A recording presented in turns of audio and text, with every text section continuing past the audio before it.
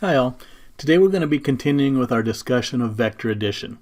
In the earlier videos we learned what vector addition actually was and why you had to deal mathematically with vectors different than you did just regular numbers when you add them. Then we learned mathematically how to add vectors, both trigonometrically and graphically. And today we're going to be talking about the next step in the process. Sometimes you're going to need to be able to find the components of vectors. So what exactly does it mean when we say we're finding components of vectors? Well, a vector, remember, has a magnitude and a direction. And if you add two vectors together, the resultant vector is the sum of those two.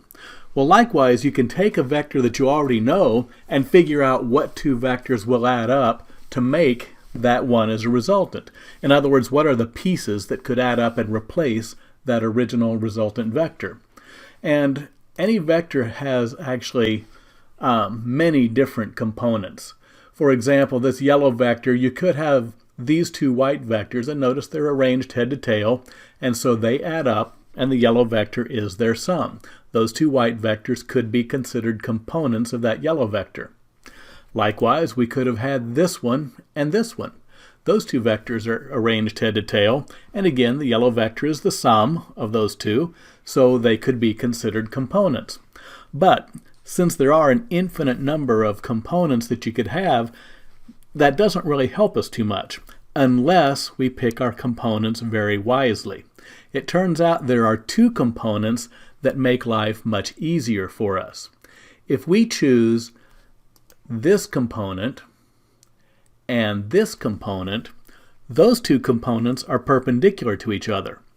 And so, if we deal with our resultant vector and want to find its components that are perpendicular, then we can use all the trig laws that we learned about earlier. So I'm going to take this vector, yellow vector, and I'm going to find the two components. And I've color-coded them this time. I've made the one that's in the x dimension, the red vector, and the one that's in the y dimension, the purple vector. And we think of it this way. Suppose that yellow vector is a velocity, and it's up and to the right.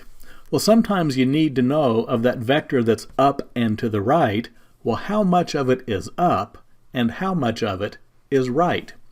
And so the perpendicular components tell us that. How much of it is in the upward dimension, or the y dimension, how much of it is to the right, or in the x dimension. So, let's take a look at this. In order to figure out these components, we're going to need to use the trig laws. The trig laws, you might recall, were sine, cosine, and tangent. The sine tells us the ratio in a triangle of the opposite and hypotenuse sides of the right triangle. Cosine tells us the ratio of adjacent and hypotenuse. The tangent of an angle is equal to the opposite over the adjacent. So these three vectors that we've got arranged over here, the yellow original one, the red one, which will be the x component, the purple one that will be the y component. First, we need to know, well, that original yellow vector, well, what direction was it in? That means we need to know theta. So normally when we're dealing with a vector that we need to know its components, we'll know its magnitude and we'll know its direction. And to keep everything straight here, I'm going to designate that original yellow vector as v sub 0 or v sub naught, because that's our original vector. We want to find out what are the two component vectors that could replace v sub naught. Now, to do this, let's think about this triangle here. The red vector, which runs along the x-axis, well, that's going to be the x component, or the x part of that original vector.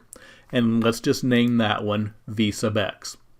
The purple vector then, it's logical, we'll just call that one v sub y. So, v sub x is how much of the original vector is in the x dimension. V sub y is the amount of the original vector that's in the y dimension. Now, we need to use a trig law. Let's figure out how big v sub x is. Which trig law should we pick? Well, if we take a look at this, notice that v sub naught is the hypotenuse of the triangle, and v sub x is the adjacent side of the triangle. The trig law that deals with adjacent and hypotenuse is the cosine. The cosine of theta is equal to the adjacent divided by the hypotenuse. And in this case, v sub x is the adjacent side. So if we algebraically rearrange this, that just means we need to multiply everything through by hypotenuse. That means move it over to the other side. And the equation then simply becomes v sub x is equal to v sub naught multiplied by the cosine of theta. So the key thing then, if we want to know the x component of a vector, we just multiply the original vector by the cosine of the angle between that vector and the x-axis. Similar process will be done if we need to figure out how big v sub y is. Notice v sub y in this triangle is the opposite side of the triangle, and so the trig law that deals with opposite and hypotenuse is sine. So the sine of theta is equal to the length of the opposite side divided by the hypotenuse. Again, if we algebraically rearrange this thing to solve it for the opposite side is just equal to the hypotenuse multiplied by the sine of the angle. That means v sub y is just equal to the original vector multiplied by the sine of theta. So if we need to break a vector down into its components, we can do that with the trig laws. The x component is equal to v naught multiplied by the cosine of theta, and the y component of that vector is equal to v naught multiplied by the sine of theta.